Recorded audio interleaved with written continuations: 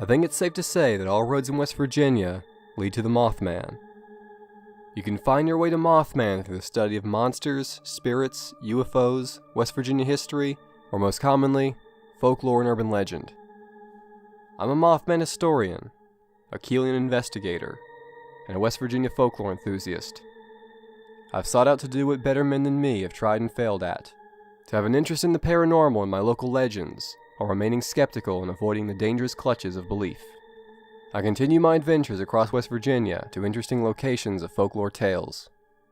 Myths are the stories that mankind wants to tell, the stories that we want to listen to. They hold value and should be documented and preserved. It'd be difficult to understand ancient Egyptian culture without also understanding their mythology. To understand our culture and ourselves, we must also understand our modern myths. We also cannot ignore the ever-present possibility that some disturbing truth might surround us, somewhere camouflaged within our misconceptions, and hiding within our ignorance. On November 27, 2016, I returned to Point Pleasant, home of the Mothman legend.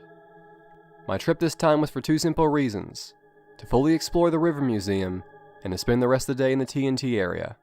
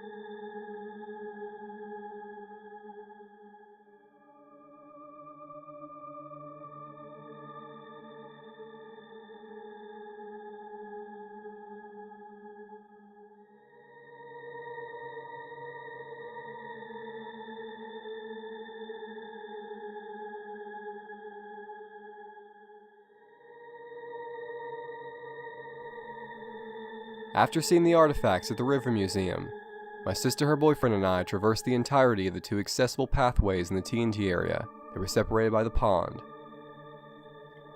I saw all the bunkers down both those paths, including one which had exploded in 2010.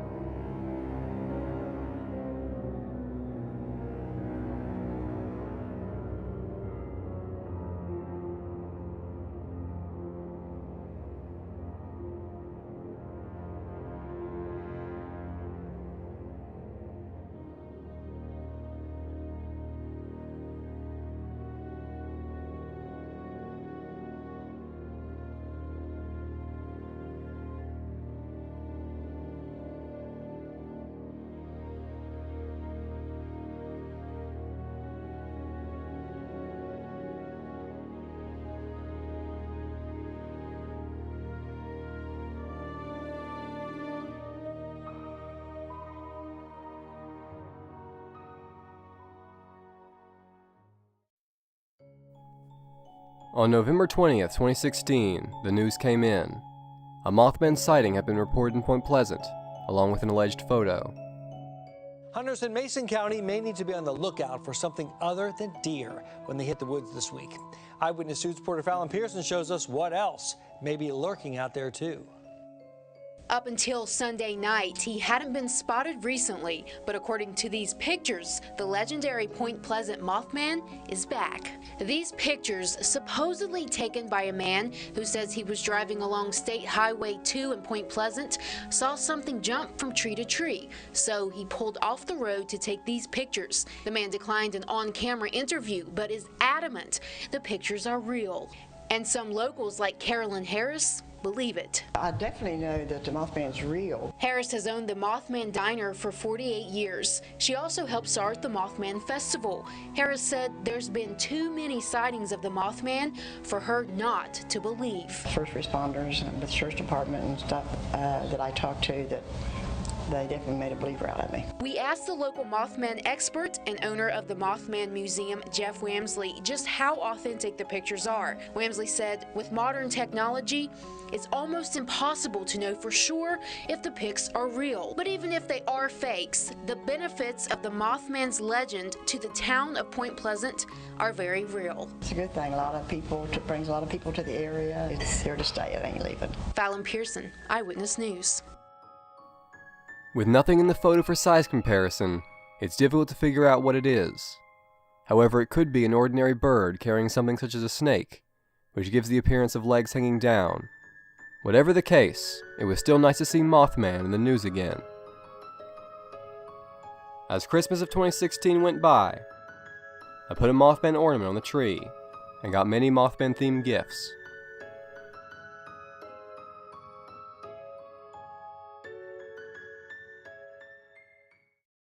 The first Mothman sighting will always be the Scarberry Mallett sighting, which began the media storm and started the whole Mothman legend.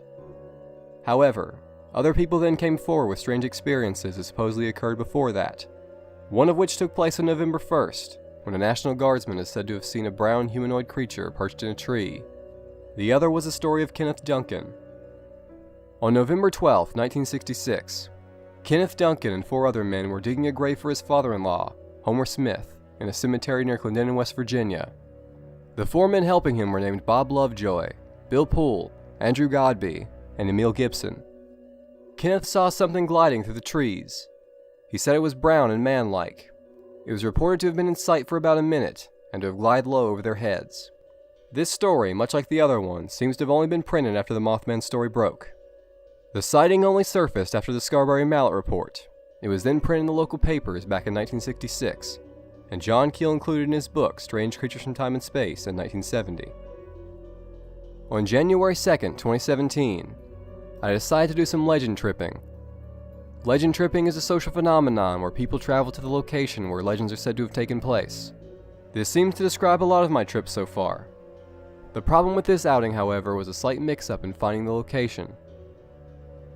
I wanted to go to the graveyard where Kenneth Duncan's sighting took place. The information I had to go off of was that the cemetery was near Clendenin, and that Kenneth's father-in-law, Homer Smith, was buried there. I found that the sighting location was listed on Google Maps as Kuntz Cemetery, which is indeed right near Clendenin. Further research revealed that a man matching the exact name of the father-in-law was buried there. It made sense and lined up perfectly. It would have to be quite a coincidence if not, so surely this must be the place, right? Wrong. Turns out Reamer Hill Cemetery, which is also near Clendenin, is actually where the father-in-law is buried.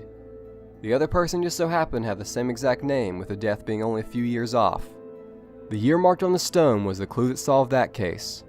Oh well, you live and learn. I'd visited the wrong place, but it was still nice, spending time in the graveyard, reading headstones, as many paranormal investigators do.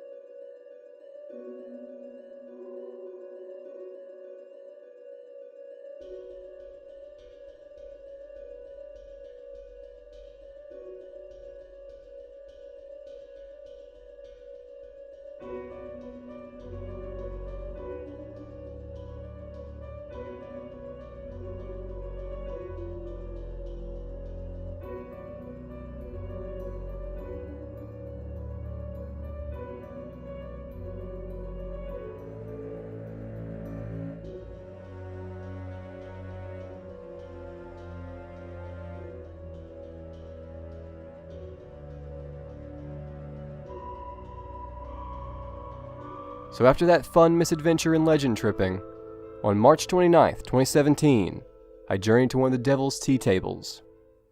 The location is an example of a series of West Virginia rock formations, which are supposedly spots where the devil himself comes to drink tea. When fog covers the tea tables, the devil is said to arrive, and anyone who finds themselves near the rocks at that point had best not stick around, lest their soul be taken and used as sugar for the devil's tea. The legendary cautionary tales and folkloric reputation of these stone structures have earned them a permanent fixture in my mind and imagination, alongside all the other grand folklore of West Virginia. The Devil's Tea Tables have truly become a favorite of mine in our pantheon of myths and legends.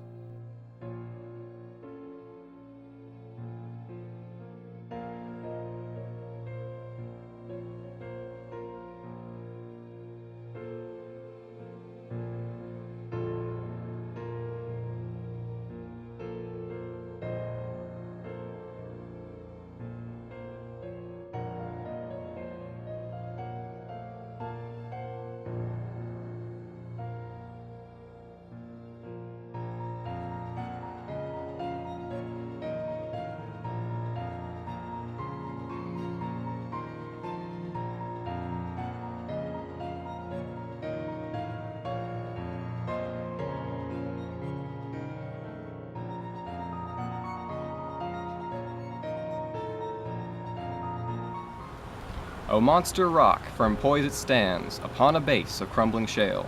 'Twas shaped by Satan's cunning hands in ages past, so runs the tale, and served hell's demons, great and small, as table to their banquet ball. Though countless years have rolled away, the devil's table stands today, as firm as when with hellish glee the black imps held their revelry. It seems that feeble fluttering breath that issues from the lips of death, the faint and fickle summer breeze that stirs the blossoms on the trees, could shake the great rock's slender base and hurl it from its resting place. And yet the strongest gales that sweep across the torrid Indian deep, the polar winds, the fierce cyclones, are all too weak, combined alone, to cast the monarch from its throne.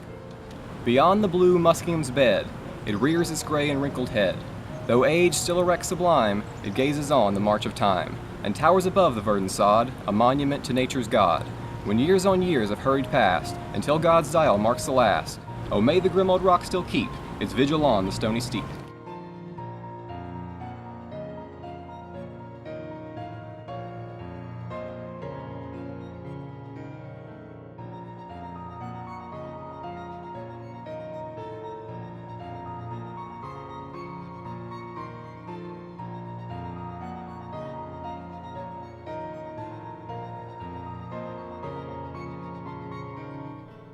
Also in March of 2017, while I was in Charleston, I stopped at the Krill Mound to look around, as well as appreciating the new Mothman painting on a pillar beneath a bridge.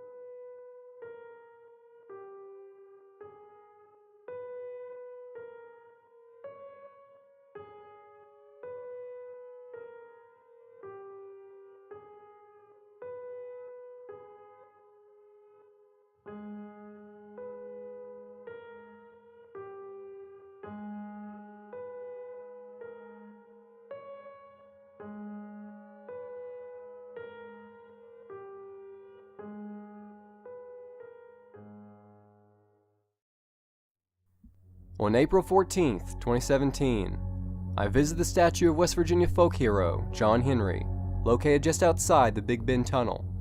John Henry is a figure representing the working man, who supposedly defeated a machine but died in the process.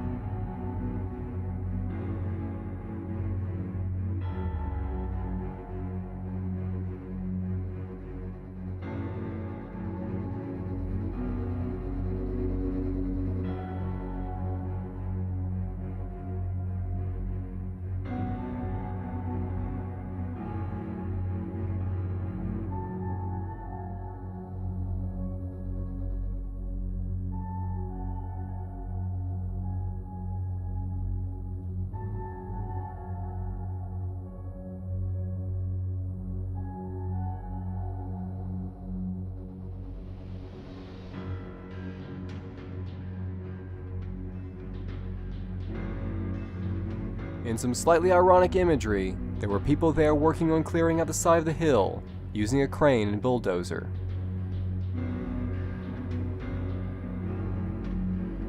The tunnel was closed off for safety reasons. Staring down the cold, empty tunnel, stretching into the complete darkness, gave a strange feeling that at any moment, something could leap forward from the dark.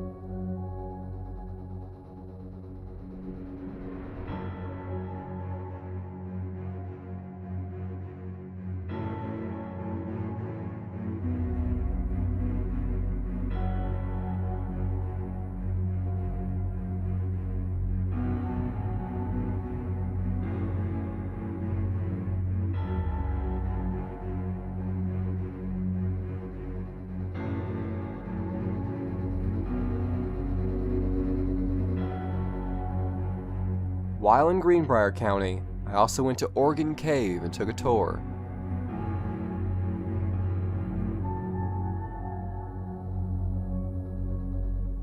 Lastly, I stopped by the grave of the Greenbrier Ghost, a woman who, according to legend, appeared to her mother in a dream, saying that she'd been murdered by her husband.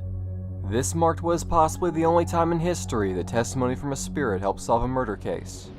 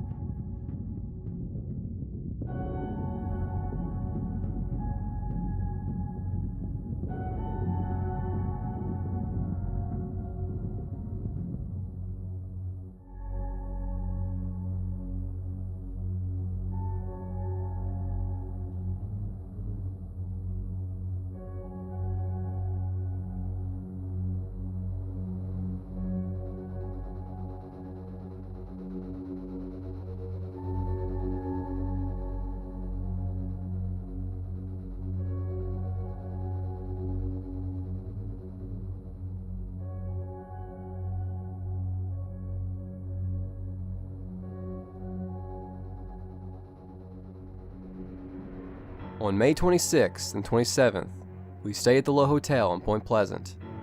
The historic hotel is yet another place rumored to be haunted.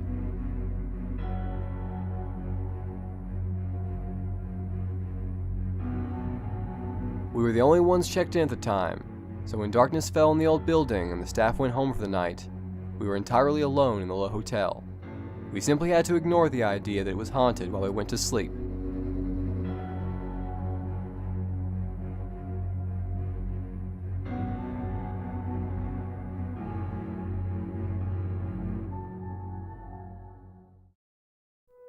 I went to the Mothman Museum once again.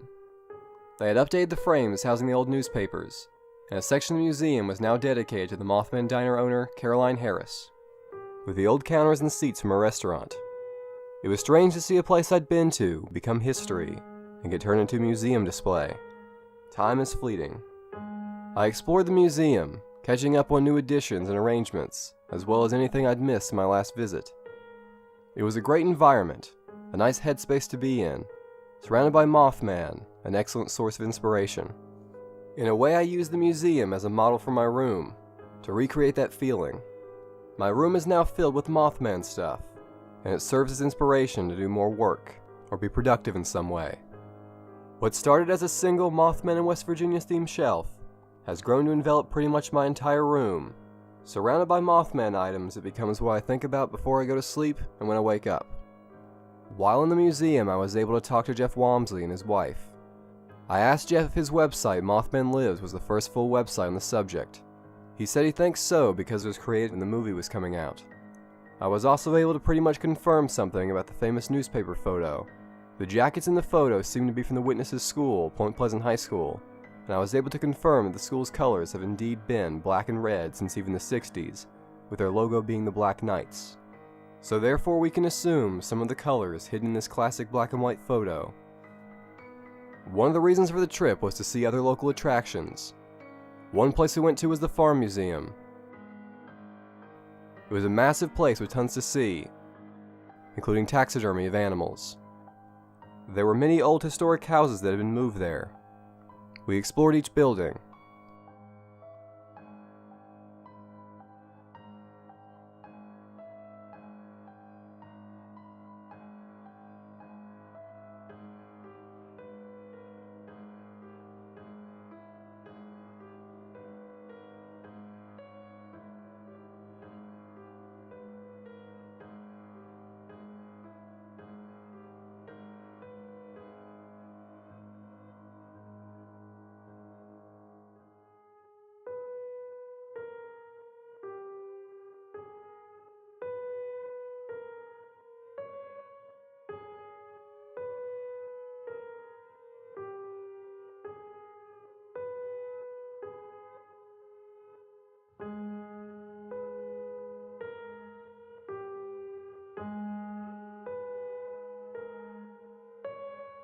When we got to the house labeled the Summer House, my sister said it was creepy or had a weird vibe to it. She didn't say that about the other equally as old and decaying buildings, so why specifically that one? I didn't notice anything out of the ordinary. Later, when looking up haunted locations in West Virginia, I was surprised to see the Summer House was actually listed as haunted. My sister was completely unaware of this, and there was no sign indicating anything like that. I guess many others share my sister's feelings about that place being creepy. The other local places we went to include the Navy Poster Museum,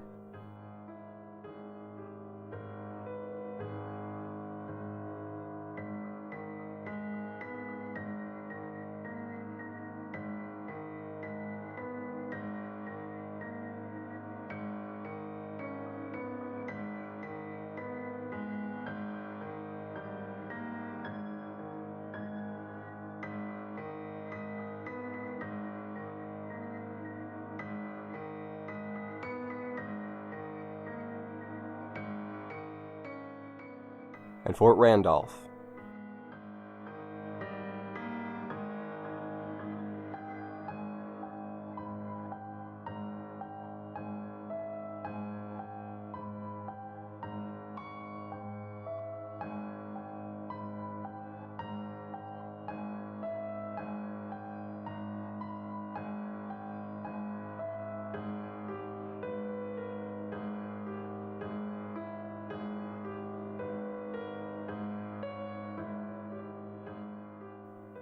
The other reason we were in town was because we got tickets for a VIP screening of a new Mothman documentary, titled The Mothman of Point Pleasant, being released by Small Town Monsters. I'd vaguely heard of this team of independent filmmakers before, as praise for their Boggy Creek monster film filled my Twitter feed, but when the Mothman Museum tweeted out that they just filmed a new documentary with them, I really looked into it. I later read some news articles about the upcoming documentary, and watched the trailer when it was released. The film was said to feature animated sequences, never before seen archive footage from Jeff Wamsley, along with modern interviews including a witness who'd never been on screen before. The trailer really intrigued me, with smooth aerial shots of West Virginia landscape, archival footage of Marcella Bennett, the mirror of a classic car, and the voice of someone I'd never heard before, Lawrence Gray, telling his Mothman sighting. The screening was held in the Lowe Hotel. I was excited to be among the first people to see it. When I first watched the documentary, I was taking it all in, but also analyzing all the material for accuracy to the folklore, and doing a checklist in my mind to see if they touched on all the key things. I was kind of picking it apart and studying it in my head as I was watching it for the first time, but I really enjoyed the film. During the Q&A segment, we asked if they would do a Flatwoods Monster documentary, or any other films in West Virginia. The director Seth Breedlove said they'd love to do more West Virginia legends, but didn't have enough witnesses to do a Flatwoods Monster movie. Eventually, however, Seth was able to talk to the May brothers, and the film was released in 2018. After the Mothman screening, the group met up at the museum for signed posters and DVDs. While there, I talked to the Frick brothers, two investigators I'd seen at the 2016 Mothman Festival. They seem to always be there whenever something Mothman related is going on. I guess it's becoming true for me as well. On July 6, 2017, my family and I went to Point Pleasant yet again. This time I was able to film more of the statue, the park, the flood wall, and the town in general at both daytime and nighttime.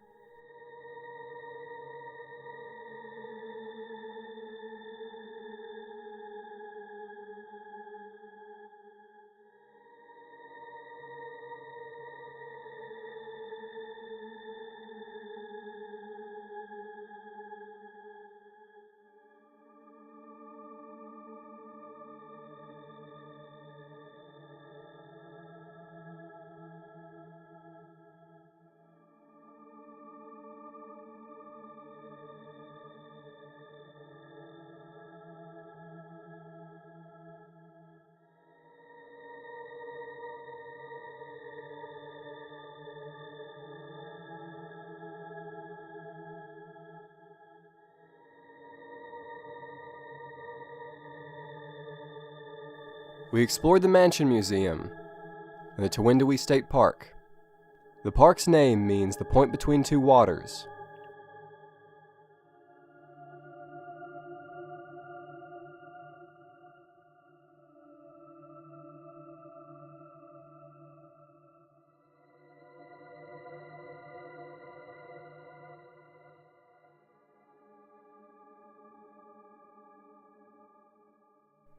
Inside the museum, there were local historical artifacts.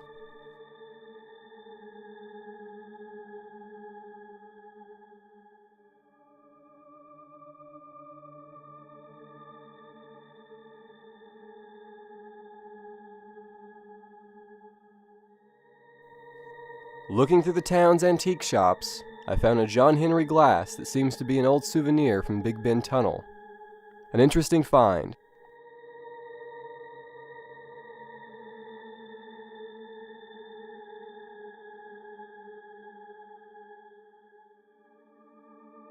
We looked around at more of the local antiques.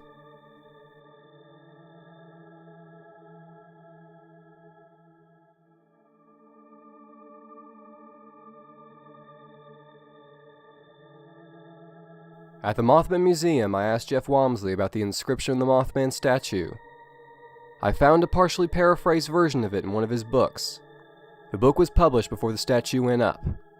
He confirmed it to be the original source of that text. Apparently, he was partially tasked with coming up with something to put on the now famous plaque. Yet another of his contributions to the Mothman's fame. Lastly, we went to the TNT area. It was a spur-of-the-moment thing based on our conversation. I'd thoroughly explored it already, but now because of my family's curiosity, I wanted to show them the place.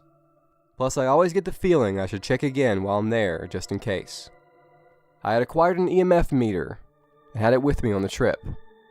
We walked down the path to one of the bunkers. I had my camera, but I was only recording quick moments because the memory and battery were getting low from the long trip.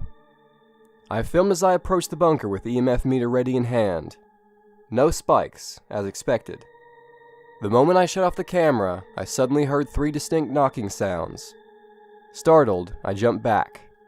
What the heck was that? I assumed either an animal or a person. I asked if someone was in there. No response. No figures were seen in the darkened igloo. At this point I was thinking it could be an animal hiding in there, and I was determined to find the source of the noises just to be sure. I got my father to go back to the vehicle and grab the flashlight which I'd forgotten.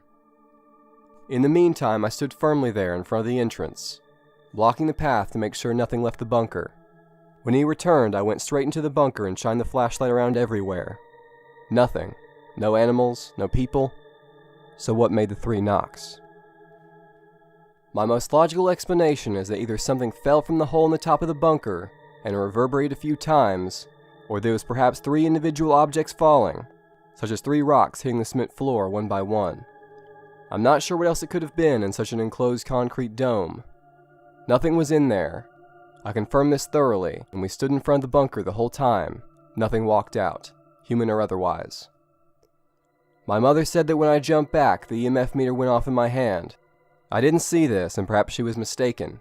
There should be nothing in the TNT area that would make an EMF meter go off. At least nothing explainable. Of course, this would happen the moment I stopped filming. I wasn't able to get my camera back on in time to film the 3 knocks, only the aftermath. I went into the bunker and recreated the noise. It sounded exactly like 3 footsteps. These experiences also seem to happen when you least expect them. This time I wasn't in the TNT area trying to find anything or explore, just to quickly show people around. I've given my best explanation for it. It had to be random rocks falling, or something ordinary. I don't consider it paranormal, and it doesn't meet my high standard for verification. Despite this strange moment, I remain skeptical and unconvinced. I have been feeling terribly sick the whole trip. When I finally got home, I collapsed to the floor in the hallway. I was shivering and couldn't get warm. I scheduled a regular doctor's appointment and suffered through the time until then. By that time, I'd gotten much worse. The doctor told me to go straight to the emergency room. Apparently, the problem was due to reaction to certain antibiotics I'd been taking. My liver was shutting down. I was hospitalized for 3 days. Knock, knock, knock. While in the hospital with an IV in my arm, doing constant blood tests to see if my levels were returning to normal, I was able to get my laptop and edit Mothman videos. During my hospital stay, I also continued taking notes in my self-annotated copy of the Mothman prophecies. Perhaps I shouldn't include this part since I didn't record myself in the hospital and it was just an ordinary health issue, but I think it's a noteworthy part of my adventures that year. I checked out July 13th, 2017. Things returned to normal, or at least as normal as possible for a paranormal investigator. The moment I've been waiting for all year had arrived. The Mothman Festival of 2017 would soon begin. This was the second Mothman Festival I was able to attend, and would be an entire weekend of non-stop celebration of the Mothman folklore. I officially started my project, the Mothman Wiki, in February of 2016, meaning that it had been more than a year that I've been actively obsessed with the Mothman legend, and working on things related to it. Immediately after the 2016 festival, I was thinking of things I could do for next year. For Halloween of 2016, I assembled a Mothman costume, and I was ready to display it for the next festival. I awaited excitedly as September of 2017 approached, and now it was finally here. A kickoff event was held at the State Theater on September 15th. It was a free screening of the 2017 Mothman of Point Pleasant documentary. A table of small-town monster merchandise stood outside as people filed into the classic theater. Although the movie theater was for sale and lacked air conditioning, it had been brought back to life once more for the festival. It's the kind of theater that still has a stage with curtains in front of the screen.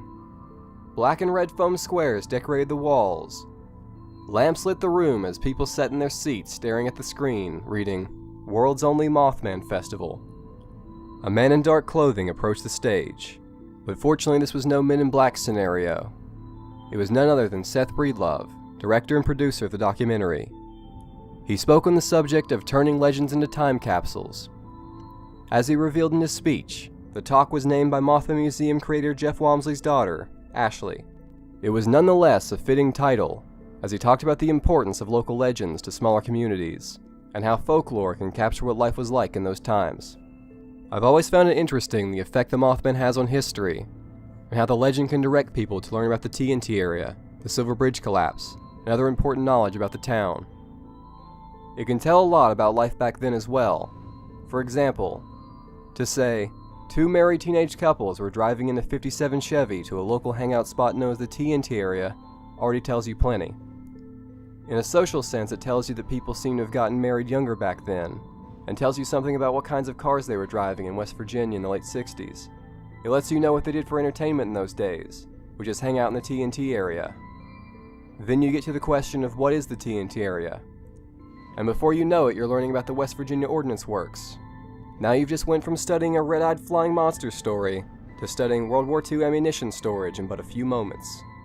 The Mothman legend is a lot to learn about, many different aspects you could choose to focus on. In Seth Breedlove's speech, he talked about how pretty much every small town has these kinds of stories, and how important it can be for those places. When he asked for people from Point Pleasant to raise their hands, he discovered most people in the crowd, including myself, were from out of town. He gave some specific examples of other folklore, and then did a short question and answer segment before returning back outside for signings. He then returned with other members of the Small Town Monsters crew and introduced the movie. The lights went down and the Mothman of Point Pleasant documentary played on the big screen of the historic theater. It was a sight to behold. The State Theater was in use again. I'd seen the film a few times before, once at the VIP screening and once at home on DVD. At home I had scanned through it looking at the film's timeline, studying it as well as the information presented in the interviews. I found that the big sightings that we all know were in the Mothman prophecies, but then there's more in Keel's 1970 book, Strange Creatures from Time and Space. And the Lawrence Gray and Bob Bosworth sightings are from Jeff Wamsley's Mothman Behind the Red Eyes, and neither had really been featured in a documentary before. The full transcription of the Bosworth audio is featured in Jeff Wamsley's Behind the Red Eyes book as well. Now that I had cited those sources of the information, I compared and contrasted their Mothman timeline with my own Mothman timeline. When you use these same sources, you end up with about 40 sightings that we know of from that time. Other places, such as newspapers and Mary Hyre or John Keel's letters and notes, indicate other sightings offhandedly. Some of these stories were probably passed along orally or not noted. During the festival viewing, I was able to simply watch the film with the audience and enjoy it without overthinking it. The documentary has an excellent pacing to it. It walks you through each sighting as if they were each a story beat, and along the way they discuss different explanations, ideas, and concepts that are part of the legend. It flows well from each point to the next. Certain sections of the film, such as the archival audio, have really good dramatic tension, while other parts are relaxing or emotional. This was considered the official world premiere of the film, and was great to be there for it. There was a giant applause from the crowd at the end as the lights went back up. The Small Town Monsters team joined Seth Breedlove on stage for the main Q&A segment. A guy in the front row was asking a lot of very specific John Keel related questions. I had some questions of my own, so I raised my hand and Seth called on me. The first question was something I've been thinking about for a long time. A question about how Mothman should be depicted. My meticulously worded question was, how do you go about depicting the Mothman in art in a way that's accurate to the witness's description? Seth Breedlove's answer was that he gives his team the basic description and some audio or video from the witnesses, and tries to get the best representation possible on screen. Although he said the creature design and the animated sequences were more of a combination of everything. He said some of the witnesses' description are a little fuzzy in detail on the physical characteristics, and so it's sometimes about letting the artist interpret what the people were claiming to see. I asked a second question immediately, and Lyle Blackburn called on me by saying, "Guy with the long hair." My question was, what do you think it means when these sort of local legends appear elsewhere in the world? Lyle pointed out how West Virginia's Mothman is just one example of winged man reports, and that there have been flying humanoid sightings worldwide. Seth said that it might just amount to a cultural thing, and that perhaps the creature's popularity could lead to a perceived sighting elsewhere, and then escalate from there. The team answered some more questions before exiting the theater. They stood outside a while, selling things and talking to people. On the outside I saw artist Andy Finkel, whom I saw at last year's festival, and we talked briefly. Then I went up to Seth Breedlove and asked for a picture. Afterwards I asked him some questions, of which I had about 100 of. The last question I asked Seth, which was a question I hesitated to even ask, was if he'd seen my website, the Mothman Wiki, during his research. To my complete surprise, he had not only seen it, but printed it off for meetings and actually found it helpful when researching for the documentary. Here's one. Have you seen my website? I have a website, the Mothman Wiki, and like when you search for Mothman, it pops up a lot, so I want to know if you've ever seen it during your research, the Yes. Mothman Wiki. Yeah, that's you? Yeah, that's me. Have you used that? Yeah. Cool. In Nice. fact, I think I was at your site probably more. In fact, I had your site printed off, Nice. and my wife used it to help me put together the timeline scenes, the scenes that... Yeah, the Mothman timeline. I actually had a page Well, called not, the Mothman but timeline. the way we have like our timeline in the movie, Yeah. we would like go back to your website to double check dates to make sure I was... Nice. I always wondered who that was. That in any of the documentaries or anything, there was no definitive chronological timeline about it. So like we were just trying to quickly do that, but we referred to your wiki constantly, and I printed it off when we always do a meeting because Zach and Jason, they're not into this stuff. So whenever we have to pick a subject, I always print off a bunch of research online and give it to them so they have stuff to read. And I gave them printed copies of your site. Cool. That's really cool that was you. He's the kid that does the Mothman Wiki. Oh, sweet. And all that I stuff. follow you on Twitter. Cool. Yeah.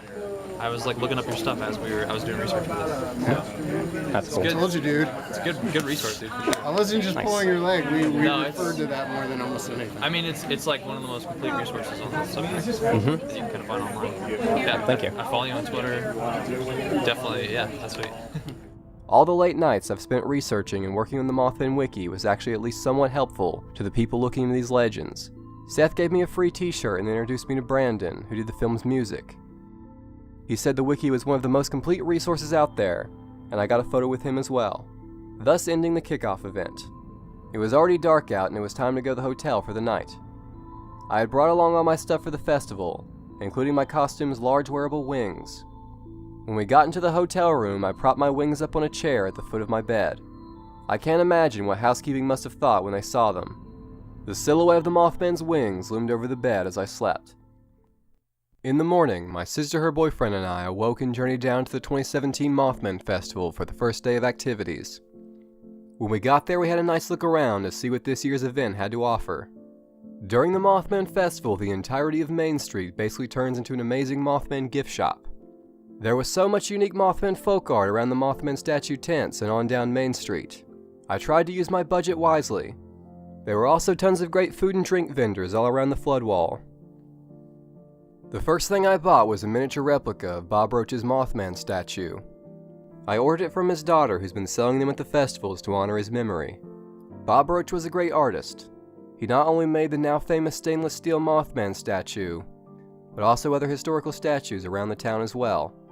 On my trip, I brought along my copy of Monsters of West Virginia by Rosemary Ellen Golly for her to sign. It's one of the books I used to check out of the school library. I also got a photo with her and talked with her about the book and her presentation I saw last festival. I was excited to see her speech for this year. There were tons of great talks scheduled and one was about to begin, so I went to the theater and stayed there to listen for the first 5 talks. After that, I went back to looking at vendors.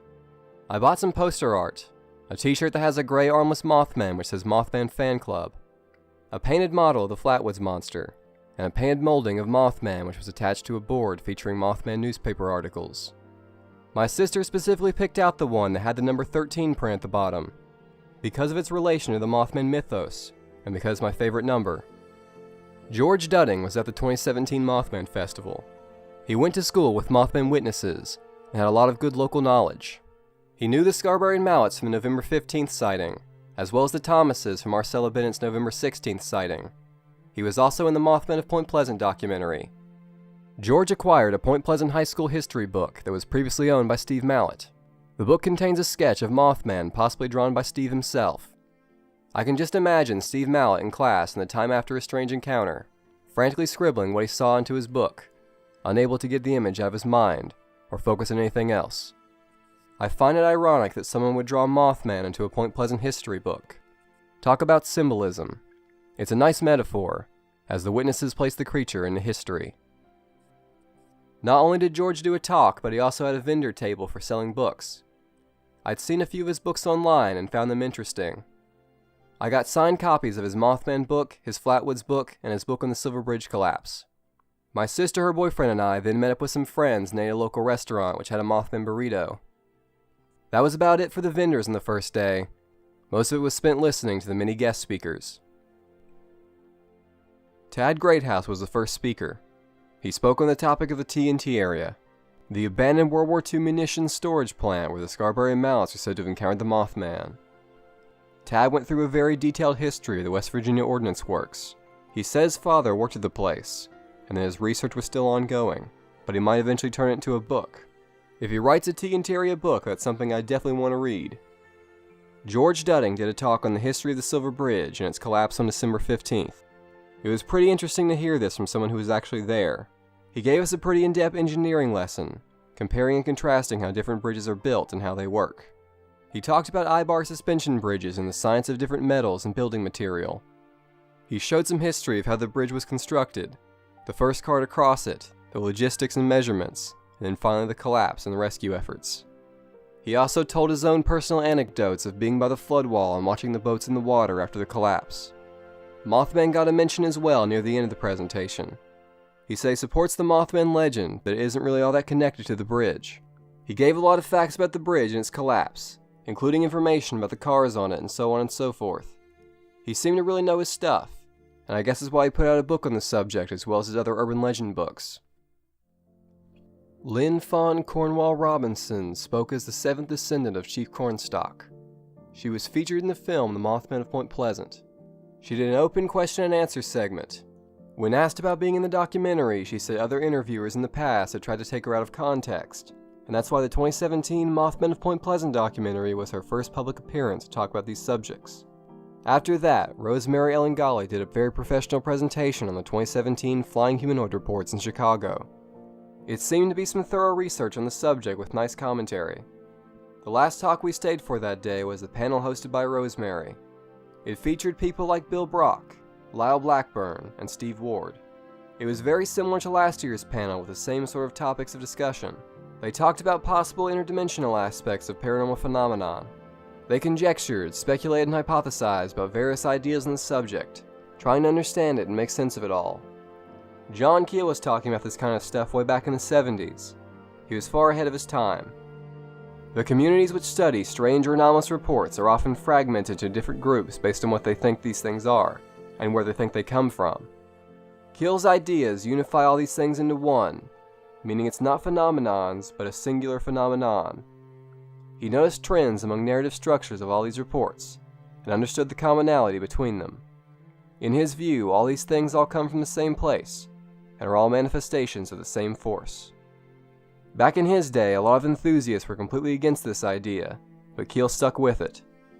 This made Keel an outcast among outcasts, but all the more visionary. He also convincingly criticized their theories in a thought-provoking way. In modern times, investigators are faced with many of the same questions, and many are coming to somewhat similar conclusions, or discussing ideas in the same vein.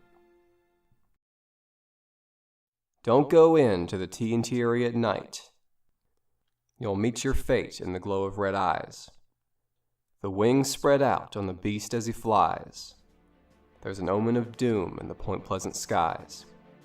As it grew dark, we went to the TNT area to participate in the now over 50-year-long tradition of roaming the area at night in hopes of seeing something. Back in November of 1966, as Mothman reports were in the newspapers, the locals combed the area in search of the monster. Modern day is no different, especially during the Mothman Festival. We'd been to all the bunkers down two paths before, but that was at daytime, and it's a slightly different story in the dark. We brought along with us a group. We stepped over the graffitied guardrail and walked down the path. We had flashlights and headlamps that lit our way. Once inside one of the bunkers, we went lights out to see how dark it was. Pitch black, like floating in space. Very disorienting. There was no difference between eyes open or eyes closed in that moment. We turned our lights back on and explored all the bunkers down the first path, including the previously exploded one with the roof blown off. The stars in the night sky were plainly visible above us. After that, we walked down the second path and looked in all the bunkers among it. Lastly, to end off the night, we drove to the foundation of the Old North Power Plant building, to once again stare past the impassable fence into the property and shine our flashlights all around. While there, I told the group of how this was said to be the location of the Scarberry Mallet sighting from November 15th, and also the location of Fady Whit Laporte's sighting and Bob Bosworth's sighting. I told of how John Keel, Mary Heyer, and some Mothman witnesses once went looking around the decaying building, and how locals referred to it as the birdhouse and referred to the creature as the bird. Now, decades later, there we were, yet more curious sightseers staring at an empty foundation of demolished history, wiped away by the span of time, and simply imagining what was once there. After all this time, new travelers were still going down there. We were standing right by the place where it all began. It called to mind questions written long ago on a West Virginia statue of a man with wings. What really happened, and what did these people see? The extra people of the group parted ways with us, and we headed back to the hotel. The first night I got almost no sleep, but by this point I was certainly tired enough to get some rest. I awoke prepared for day 2 of the Mothman Festival. The second day of the Mothman Festival is shorter. There are less talks, and some of the vendors have left, but there's still fun to be had. I knew this was the last round of buying things from the vendors, so I made sure to get everything I wanted. I bought some more posters, stickers, a pen, and a coloring book of different Appalachian monsters. Fish Fisher is an Ohio musician who wrote a Mothman folk song which he sings at the festival. I saw him there last year, and he was there again this year on day 2 of the vendors. Big speakers are set up by the Mothman statue, and he just plays live music for the crowd of festival goers. He plays covers, his own songs, and after every couple of songs he goes back to the Mothman song, a crowd favorite. Fish Fisher also sells CDs at the festival, so in between one of his songs we went up and bought one. After that I went to artist Andy Finkel's table. I bought one of his t-shirts which featured the Flatwoods monster on a skateboard. I told him I had seen his YouTube channel which had drawing time-lapse videos. Like I've said before, I value accuracy to the witness's description in Mothman art, and Finkel seems to have that. His Mothman depictions are often armless, with the right kind of head shape and minimal detail due to his cartoonish style. The witnesses said the Mothman's head was not a prominent feature, and little to no detail is ever given about his face other than his red eyes took up most of it. Finkel usually draws 2 different colors of Mothman, one being the black silhouette of Mothman, and the other being the visible Mothman with gray coloration.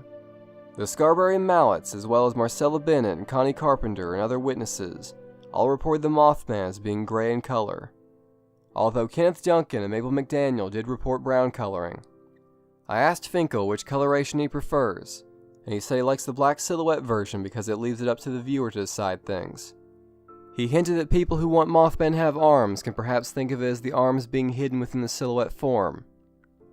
I've grown to really like the gray Mothman more and more over time. I like how definitive it is. It boldly displays the armless shape, and the color matches the original November 15th sighting, and other early witnesses which I favor. It also seems to match the imagery the Mothman Museum goes with.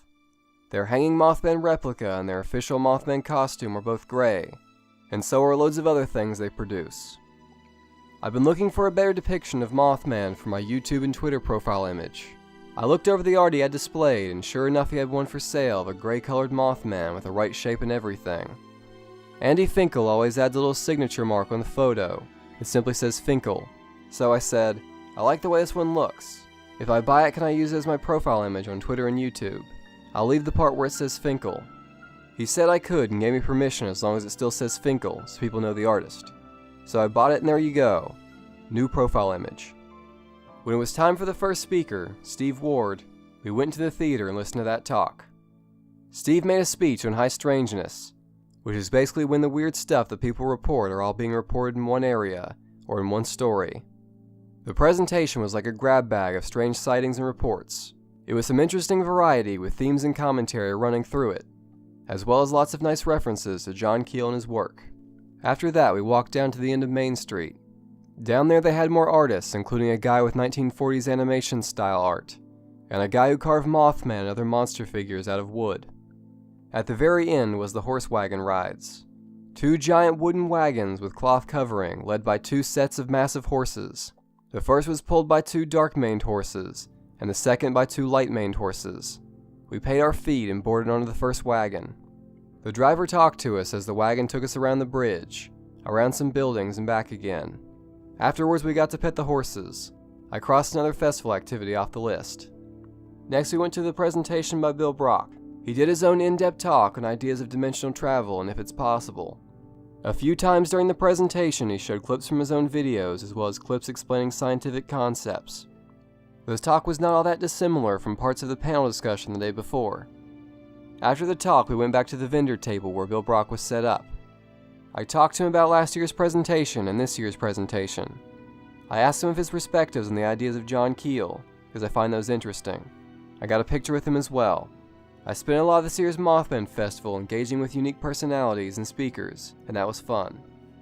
While browsing over posters at an art vendor table of some artists I particularly enjoy, one of them out of nowhere says, "Are you Mothman historian?" You can imagine my surprise. I'd done a video about Mothman comics that featured some of their books, but it never occurred to me to mention it to them as I was passing by their table. Somehow they recognized me by my voice and reflection. What gave it away? I saw his reflection, and I heard him just speak and then voice. Yeah. It's amazing they actually saw my video, liked it, and paid that much attention to it. I bought the latest edition of the comic Mothman tunes, as well as some posters I didn't have yet. That was definitely a strange moment, but also a highlight of my trip. I'd done all the things I wanted to do for the festival, and now it's time for the grand finale. We went to the car and I got dressed in my Mothman outfit. I suited up, put on my wings and my red light-up goggles. I knew this would have to be a limited appearance because of the heat, so I picked the perfect window of time to wear it. The end of day 2, just before we go home. After putting on my costume, we began walking down the sidewalk, heading back to the main section of the festival. That's when the first person asked for a photo. Being the Mothman at the Mothman Festival is a lot like being Mickey Mouse at Disneyland. It was incredible to get to be the physical representation of folklore for the people at the festival. And it was interesting to see how all the people reacted. Tons of people asked for photos, especially families. It was a bit hard to see through the red-tinted goggles with lights in them, but I managed. Mothmen might not have arms, but the costume had to. So I based that off Bob Roach's Mothman statue. Meaning I basically had my hands out in the classic monster hands pose from old horror movies.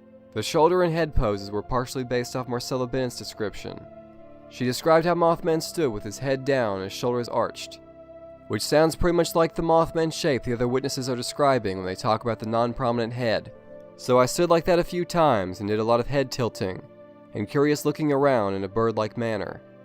As we approached the stone benches in town, I jumped up on one and perched like a gargoyle for a photo. This was based off Faye DeWitt Laporte's sighting. She said the Mothman was perched on the North Power Plant like a gargoyle, so I mimicked that pose on the bench. The pose is also on the cover of Rosemary Ellen Golly's Monsters of West Virginia book. We walked through town. There were tons of reactions from the people, ranging from high fives to photo taking. I went to the Mothman statue to get a photo in costume, and to recreate the same pose. I went under the vendor table to show Andy Finkel my costume because we talked about it on Twitter. When I got a photo with him dressed as Mothman, the vendor next to him, Monsterologist, who sells great monster-themed pins and patches, saw the costume. He handed me a Mothman patch design and asked me to hold it up for a photo. I agreed and did a thumbs up for the picture. He told me I could keep the patch, and I later saw the photo on his website. I'd mentioned to Jeff Walmsley and his wife last time I was at the Mothman Museum that I was going to bring my costume to the festival, and so I showed the costume to them and got a nice photo. During the Mothman Festival, there's always a guy walking around dressed as the Men in Black from West Virginia folklore. There's one in particular that's really committed. I saw him both days, last year and this year. He complimented my costume and said that because the official costume guy had already gone home, I was now the Mothman. It was short-lived, however, because the festival was winding down, but I enjoyed it while it lasted. The Mothman Festival is a good time for wearing costumes, especially horror-related ones. So naturally there was a guy dressed in a full Freddy Krueger costume. I saw him wear it the full day, and he really looked and played the part too. Now that I was in full Mothman attire, it was time for a crossover moment. Then I got a photo as Mothman standing below the sign of the State Theater. I walked into the theater in costume as well, but by that time the speakers were done, The crowd was gone, and they were just packing things up. We began walking back to the car, getting a few final photos of people on the way back. The festival is now officially coming to a close. The 2017 Mothman Festival was great. It was once again incredible to see so many people honoring and respecting the Mothman legend. There were so many things I was able to do while there. It was 3 days of continuous Mothman-related activities. I got to watch the Mothman of Point Pleasant on the big screen with a room full of people. I got to hear some intriguing talks from guest speakers, and even talk to them myself. I got to explore the TNT area at night, buy great Mothman art, go on a horse-drawn wagon ride, see interesting Mothman merchandise, and even be the Mothman for a short while. As the festival came to an end and the crowd thinned out, I got into the car, laid my wings down in the back seat, and went home. That was my experience returning to the Mothman Festival for 2017. In October of 2017, I went to the Pumpkin House, a unique West Virginia home that has carved hundreds of jack-o'-lanterns for visitors to see. These pumpkin carvings, which were originally done with gourds, are a form of grotesque artwork. Jack-o'-lanterns, much like Halloween itself, comes from the Celtic tradition of Samhain, a spiritual time that marked the changing of the seasons, supposedly a time when the immaterial can more easily cross over to the material world. The tradition eventually merged or blended with the later Christian adaptation All Saints' Day and All Hallows' Eve. Over time, this strange amalgamation became secularized and commercialized, but yet the basic celebration remains. The unmistakable spooky atmosphere is still retained, and the feeling of the holiday still holds true.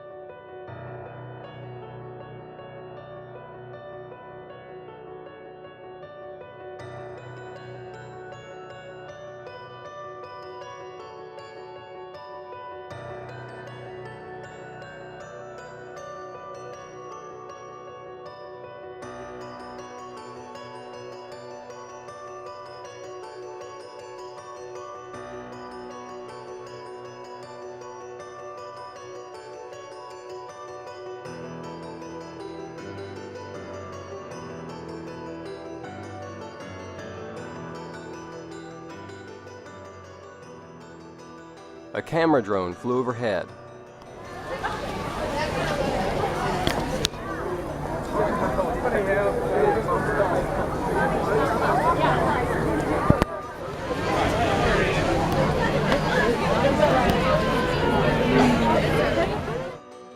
Vendors were assembled in the street's parking spaces, and some people walking along the sidewalks were wearing masks. There was a guy in a pink skull mask who looked to be made of paper mache. Our surroundings were illuminated by the yellow-orangish glow of the individually carved pumpkins. It was a great Halloween time experience.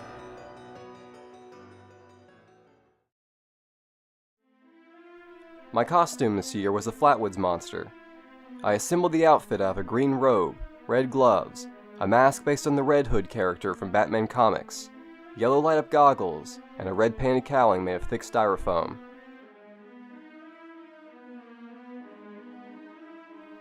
I walked around my small neighborhood as the Flatwoods monster, and garnered comments such as, "Are you a spaceman?"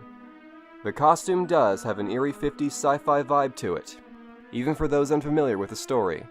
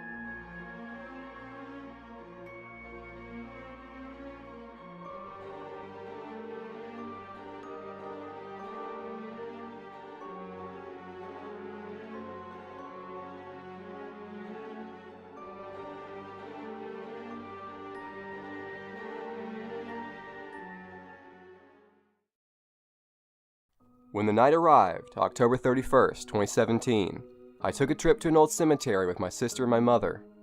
We arrived around 11:30 p.m. and stayed all the way past the midnight hour, the graveyard shift. A reason that I wanted to do this, apart from the Halloween season, was that John Keel talked about spending a lot of time in graveyards at midnight. Cemeteries seem to be hotspots for paranormal stories, and it's more than just supposed manifestations of spirits. Encounters with gruesome monsters, lights in the sky flying overhead, and other anomalies are all frequently reported to take place in graveyards. Much like in January, we mostly read tombstones and walked around. The difference, of course, being that it was dark, and we viewed things by flashlight. My mother and sister said they heard something in the grass. I didn't, but I shined a flashlight to where they were pointing. We saw yellow eye shine low to the ground. It was probably animals, especially since we saw rabbits at some point later. After leaving the cemetery, we stopped by the road. There was something I wanted to try. John Keel wrote about how one night on a West Virginia hilltop, he and newspaper reporter Mary Heyer saw mysterious lights in the sky.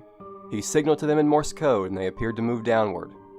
I brought my flashlight and notebook of words translated into Morse code to test this Keelian concept. I opened the car door, pointed the flashlight in the sky beyond the wooded hills, and flashed the word descend. My sister, who was still in the car, held up the notepad for me to read. With one hand I held the flashlight and tapped out the dots and dashes, and with the other hand I recorded the sky with my camera. While doing this, I heard sounds that seemed to be coming from the trees. It was a whistling sound that sounded fairly close.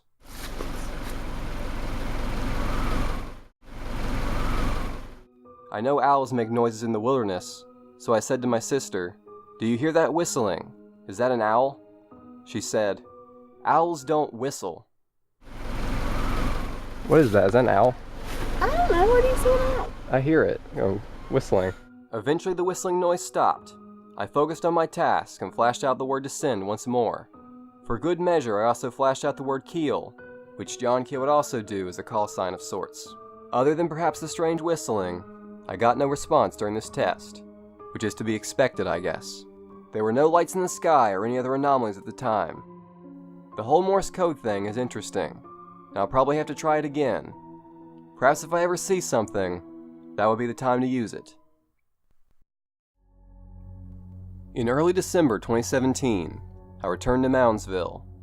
I'd done a night tour of the prison, but now it was time to do a day tour, as well as check out other things in the area I didn't get a chance to see. During our tour of the prison, they offered to lock people in the cell. I couldn't pass up the opportunity.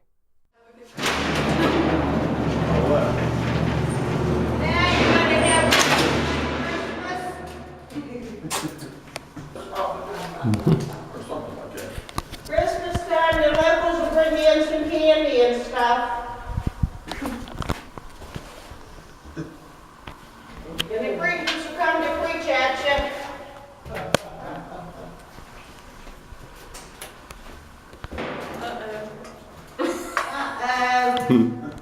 We had a mess up. Don't worry, you'll be out in a couple hours. We got a full staff of maintenance today, I just have to find them. Okay.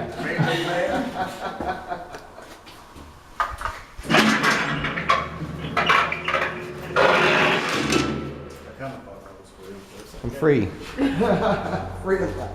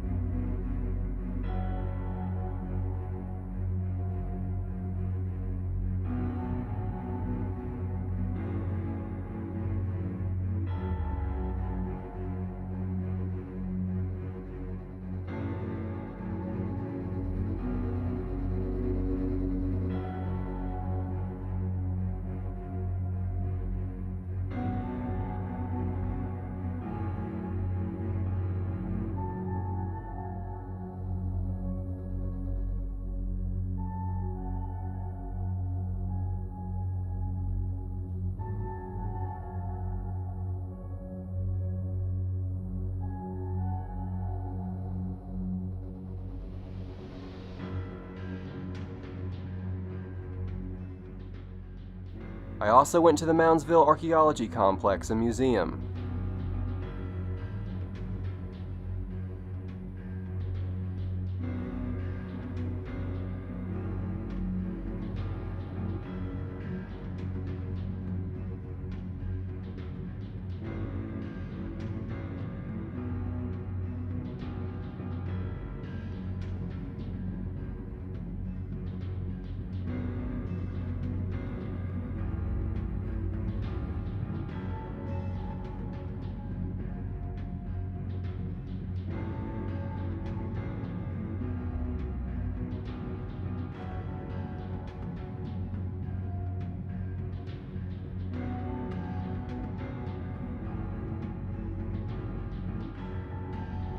I was able to go up onto the mound and explore.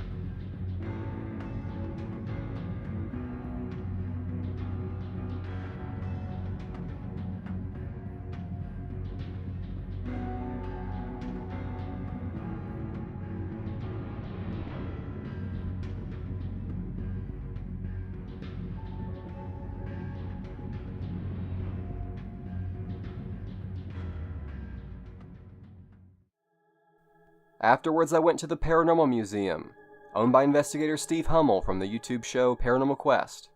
This museum, housed within the Sanford Community Center, had a collection of objects considered to be haunted, as well as other historical items.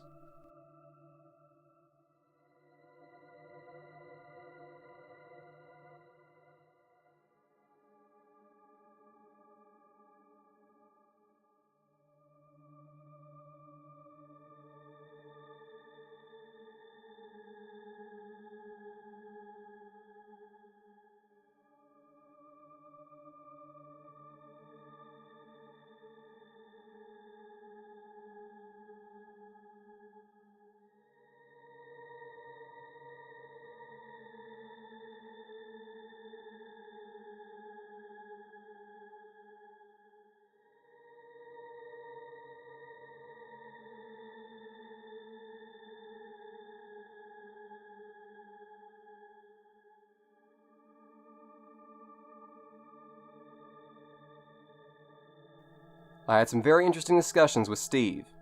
His research seems to be more inspired by modern spiritualists and demonologists, while my research is mostly based on the intellectual tradition of John Keel and Charles Fort. It made for great conversations, sharing ideas, perspectives, stories, folklore, and locations to investigate. How much do you know about the Mothman? Not a lot. Have you ever read Kinda The new to it, Mothman Prophecies by John Keel?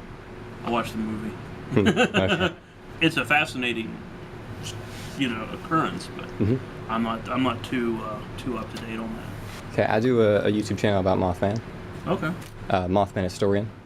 Heck yeah. Down there my first time down there was 3 years ago, and the second time we went, it was the 50th anniversary or something. I didn't go this past year, so it was 2 years ago was the big anniversary celebration when they had. My friend Jason, he's one of the 4 guys at Paranormal Quest, the new guy. He put that online. That vent down there came off one of the TNT silos. He said it had blown off into a big briar patch. Have you guys ever considered doing a video about the Mothman? We're not against it.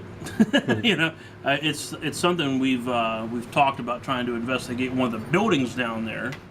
If you did the Mothman video, it'd be cool if I could do like a interview thing, how you do interviews and you bring on people who know about it. Do a little crossover event. It'd be fun. I really like West Virginia folklore, and that's another reason that I really like your channel, because you guys focus on West Virginia. So West Virginia a little bit biased there, but yeah. West Virginia has a lot. Yeah. There's the Apple Devils, which is like a hairy humanoid creature that's supposed to steal apples. Have you heard the Indrid Cold story, the one I mentioned before? I've heard the name. Because you watched the Mothman Prophecies movie, and that's kind of included in that. My little visit. Have you really looked into UFOs a lot, or just basic knowledge? Basic knowledge. It's interesting, though. I would recommend John Keel. Okay. What about the Men in Black? Have you heard about them? Heard of them. Yeah, they're stories about them for not just UFOs, but for all kinds of different things, monsters. Oh no, the Raven Mocker. What's the Raven Mocker? It's very similar to a Wendy. It's a Native American evil spirit, basically. But it can steal the hearts of people who are sick or suffering without breaking the skin.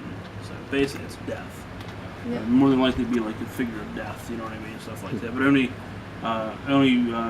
true men or true people of medicine men can actually see and prevent it. You know, so it's like 6-8 foot tall, bird-looking thing. Sounds kind of familiar, doesn't it? Funerary, mortuary items, or haunted items, and/or both, tends to soak up a lot of my research time. You know what I mean? It's kind of hard to spread out. I do want to spread out. I do want to get some more cryptid type of displays and exhibits here, but I don't really have time to become proficient at it. Do you think that this stuff, like the spiritual stuff and all that stuff, could sort of come from somewhere other than an afterlife? Because I know that you focus on the afterlife and you think that's like the best explanation for it. But do you think like other perspectives, perhaps like these things coming from somewhere else other than afterlife? You mean as in like other dimensions, different things like that? Or yeah, there's different UFOs. There's different interpretations like that.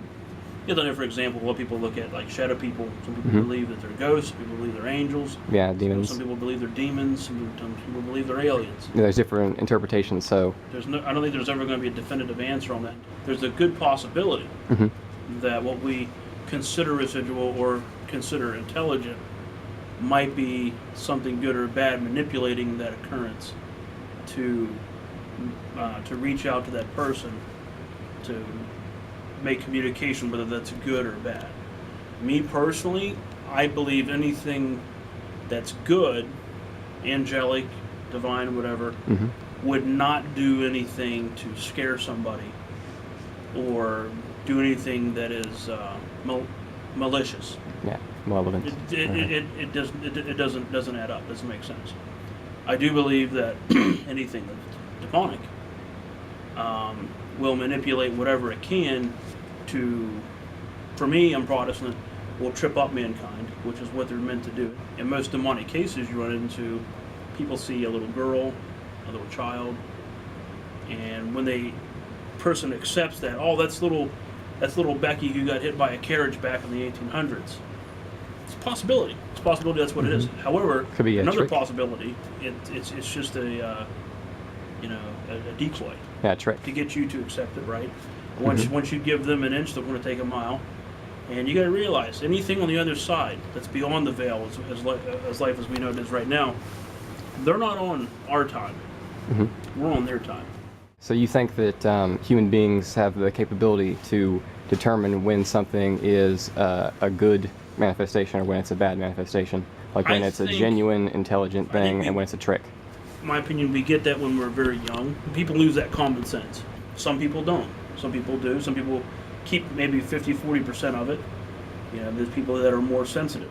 If you go into monsters and stuff, like, because you said you want to branch out into that, if you go into that, there's tons of different perspectives. Like, some people will think that these things are undiscovered animals, and some will think they're interdimensional, and some will think that they are spiritual, like you were talking about, the Native American sort of Wendigos and stuff. There could be a mixture of everything. Yeah, it could be a spiritual monster and stuff. You know, like some people think that UFOs are interdimensional or extraterrestrial or spiritual. So, yeah, do you think the overall paranormal has a single source or multiple sources? I think that the whole dimensional thing is another way of labeling the spiritual thing? The spiritual realm. They're just giving it a different name. Would you think that the other fields of paranormal besides just spirits would be also spiritual? Or would you think they have other origins? You said you're open-minded to the idea. You mean like aliens? Or like UFOs, any kind of being that people will talk to that's non-human? Tough questions. I don't think I view them as spiritual. Okay, so you think there's there's another type of entity? Yeah, multiple sources then? Yeah, I think so. If you'd ever studied Charles Fort or understood the Fortean sort of thing. I'm not sure I've heard of that. Charles Fort was someone in like the 1920s. He would spend time in libraries looking through different old newspapers and medical journals and different things like that. And he would, whenever he found something that was weird, he termed it anomalous. Anything anomalous, he would write it down, and he would collect these stories and publish them himself. So he recorded anomalous phenomenon, and you know, people started calling those Fortean events. And people who study those anomalous phenomenons, they are called Forteans. Okay, like a fort, right? Yeah, fort. Okay. And Forteans are like Fort-E-A-N. What you're doing with your channel, what we're doing with our channel, it's history. You know, It's history being documented, and it needs to happen, or else no one would do it. I think it's great that Steve collects and investigates these reportedly haunted items, and has them on display in a West Virginia location. There was actually quite a bit of overlap in our viewpoints, and he was at least open to ideas of UFOs and monsters. So, in your experience, what do you think the best sort of gadget to use is, or the one that you think works the best? My favorite? Yeah, or just the best ones to use, you think? REM pods have always come through for us. There's this little oversized hockey puck thing that has the green, yellow, and red and orange light on it that have that little antenna. Creates its own electromagnetic field, and anything that breaks it, it'll sound it off. Yeah, those ones are good too. Those are the ones you push down and it should... Yeah, you get the old ones, you got to hold down the whole time. When you're doing any meter like a K2 or a millimeter, that if you have your cell phone on, if you get a text, an update, a phone call, anything that sends a charge of electricity, it'll set one of those off. You can use it on investigation, but you want to go around and say, okay, this electrical source, this is electrical source, this fan's on. You do what they call a base reading. So that way, if you get something where you didn't get a signal at, that can help maybe prove that you're getting something unexplained. So with Pinball, does this ever just not work for some people? Sometimes, I think some people are more charged than others. A lot of people do the weight's right if you get an old key and just tie a piece of twine to it or something. See, we use when that. Somebody in our family's pregnant, we'll thread a needle, put the needle through the head of an eraser on a pen, or on a pencil, and we'll hold it over the belly. If it goes straight and forth, it's a boy, and if it goes in a circle, it's a girl. Yeah. When I was little, I thought that was just a cool trick you could do. I had no idea that would be a superstitious thing or anything like that. I just thought... I didn't know that. I knew they usually use it just for communication purposes. Yeah, our family's really superstitious. One thing was certain from my talk with Steve.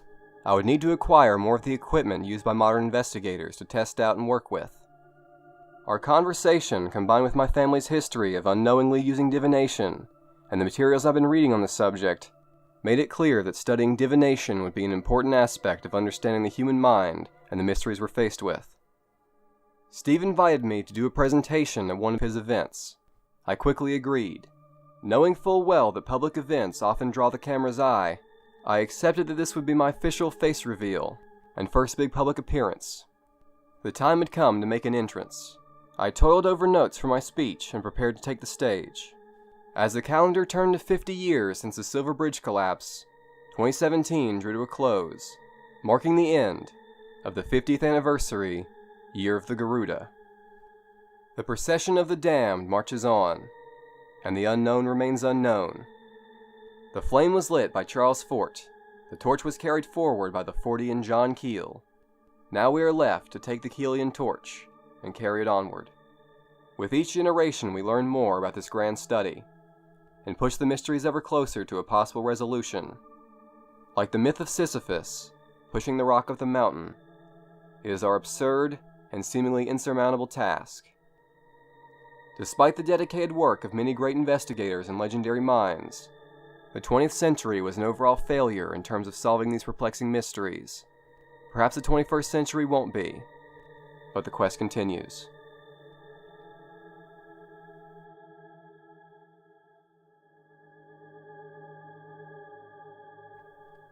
The investigator is forever doomed to engage in a futile and absurd effort, but like the myth of Sisyphus, we suffer onward, and go on with our task despite this. We continue to investigate, and to push the rock of the mountain.